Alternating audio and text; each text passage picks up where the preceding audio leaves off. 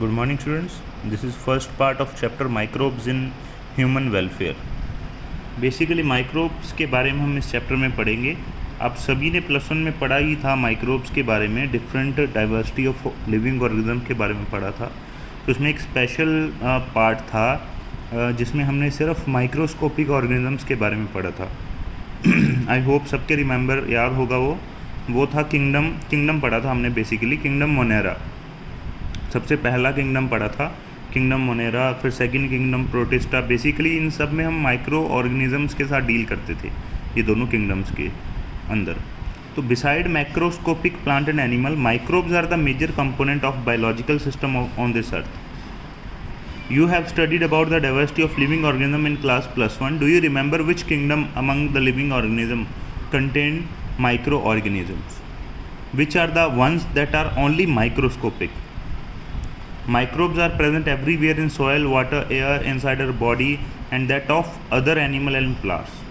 तो कहते जो जहाँ पर हम मैक्रोस्कोपिक मतलब बड़े बड़े प्लांट और एनिमल्स के बारे में जानते हैं, वहीं पर हमें कुछ माइक्रो ऑर्गेनिजम्स के बारे में भी कुछ जानकारी इकट्ठी करनी होगी, क्योंकि वो भी एक लाइफ का बहुत बड़ा पार्ट है. जो धरती का इकोसिस्टम है, डाइवर्सिटी उसका बहुत बड़ा पार्ट है. और माइक्रोब्स हर जगह प्रेजेंट होते हैं, सोइल के अंदर, वाटर के अंदर, एयर, इनसाइड आवर बॉडी. कुछ अदर एनिमल या प्लांट्स के अंदर भी होते हैं, इवन एनिमल्स के अंदर भी होते हैं और प्लांट्स के अंदर भी माइक्रो ऑर्गेनिजम्स प्रेजेंट होते हैं. कुछ माइक्रो ऑर्गेनिज्म जो होते हैं वो होते हैं यूज़फुल, कुछ होते हैं हार्मफुल. इसमें बेसिकली हम मतलब यूज़फुल वाले जो माइक्रो ऑर्गेनिज्म हैं उनके बारे में बात करेंगे. They are present even at the site where no other life form could possibly exist. Sites such as deep inside the geysers where the temperature may be high as 100 degree Celsius, deep in the soil under the layer of snow several metres thick and in highly acidic environments. मतलब micro organism ऐसी जगह पर भी रह सकते हैं जहाँ पर कोई भी और ऑर्गेनिज्म एग्जिस्ट नहीं कर सकता. जैसे कि जो हाई टेम्परेचर वाले थर्मल वेंट्स या गीजर्स होते हैं, धरती के नीचे भी बहुत ज़्यादा हाई टेम्परेचर, आप सबको पता होगा, कोर के अंदर, वहाँ पर भी रह सकते हैं. मिट्टी के अंदर नीचे बहुत नीचे रह सकते हैं. और जो स्नो की several metre layer thick layer है उसके नीचे भी रह सकते हैं. हाई प्रेशर के अंदर भी नीचे समुद्र वगैरह के अंदर भी रह सकते हैं. हाईली एसिडिक मीडियम के अंदर भी ये जिंदा रह सकते हैं. Microbes are diverse like protozoa, bacteria, fungi and microscopic plant, viruses, viroids and also prions that are proteinaceous infectious agent. कहते कुछ माइक्रोब्स के बारे में बात करते हैं, बहुत डाइवर्स तरह के होते हैं, बहुत डिफरेंट तरह के होते हैं, जैसे कि protozoa, bacteria, fungi and microscopic plant, viruses, viroids and prions. तो ये सब प्रोटीनेशियस इन्फेक्शियस एजेंट होते हैं. प्रोटीनेशियस मतलब ये प्रोटीन के बने होते हैं. Some of the microbes are shown in figure 10.1 and 10.2. Next page पे हम फिगर देखेंगे, उसके अंदर कुछ माइक्रोब्स के डायग्राम बने भी हुए हैं. Microbes like bacteria and many fungi can be grown on nutritive media to form colonies that can be seen with naked eyes. Such culture are useful in studies of micro organism. कहते हैं micro organism जो हैं, जैसे कि bacteria and कुछ fungi, इनको हम nutritive media में भी ग्रो कर सकते हैं, जहाँ पर ये कॉलोनीज़ बना लेते हैं, जिनको हम फिर ईजिली नेक्ड आई से भी देख सकते हैं और उसको फिर स्टडी भी कर सकते हैं.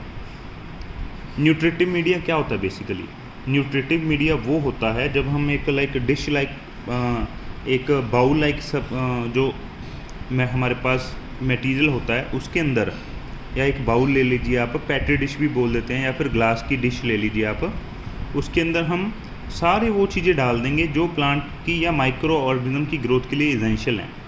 जैसे कि कार्बोहाइड्रेट, प्रोटीन, विटामिन, मिनरल, जो भी माइक्रोब्स को चाहिए वो हम उसके अंदर डाल देंगे.